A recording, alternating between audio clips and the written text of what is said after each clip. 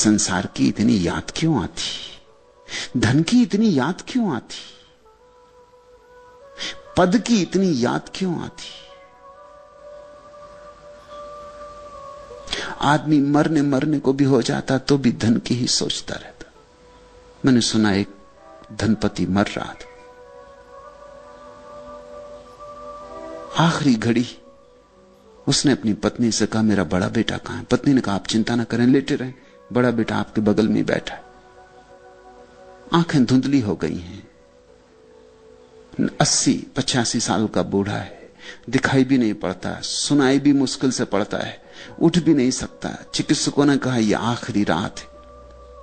उसने पूछा और छोटा बेटा? कि वो भी बैठा हुआ है तुम्हारे पैर के पास, तुम चिंता ना करो, तुम आराम करो। और मझला बेटा? पत्नी ने कहा वो इस तरफ बैठा हुआ, हम सब यहीं हैं, सारा परिवार यहां मौजूद, तुम चिंता ना करो। वो तो हाथ टेक के उठ बैठा। उसने कहा फिर दुकान कौन देख रहा है, सब यहीं बैठे। अरे नालायको, अभी तो मैं जिंदा हूं, मेरे मर जाने पे बैठना, जो करना हो करना, अभी कुछ तो मेरा ख्याल रखो, अभी मैं जिंदा हूं, अभी मैं मर नहीं गया हूं।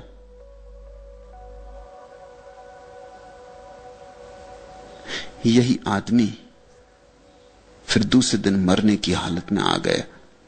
सुबह सुबह आखिरी सांसें ले रहा है। जैसा बाप बेसे बेटे विचार करने लगे कि कैसा इंतजाम करना, अब ये तो मरे, इनको मरघट तक कैसे ले जाना।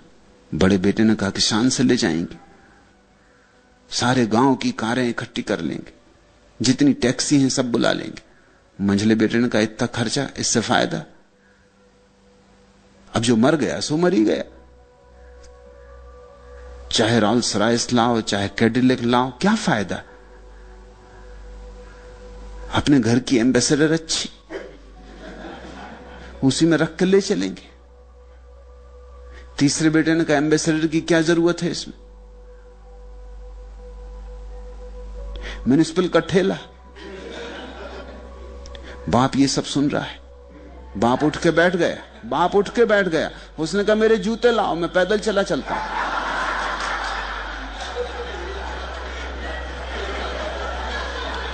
आखिर ठेले वाले को भी पैसा देना ही पड़ेगा, अभी मैं जिंदा हूं।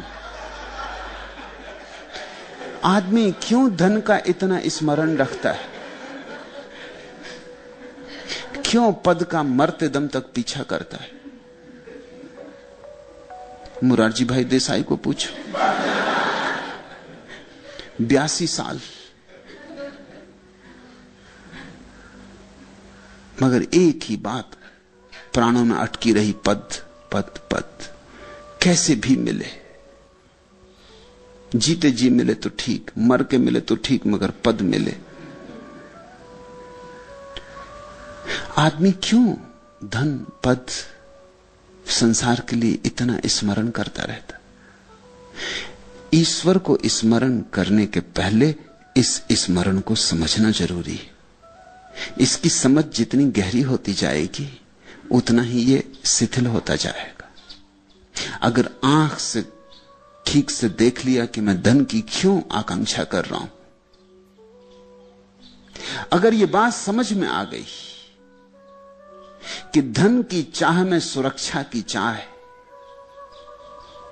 धन की चाह में यह ख्याल है कि अगर धन मिल गया तो सब मिल जाएगा, लेकिन धन से क्या मिलता है, किसको क्या मिला है।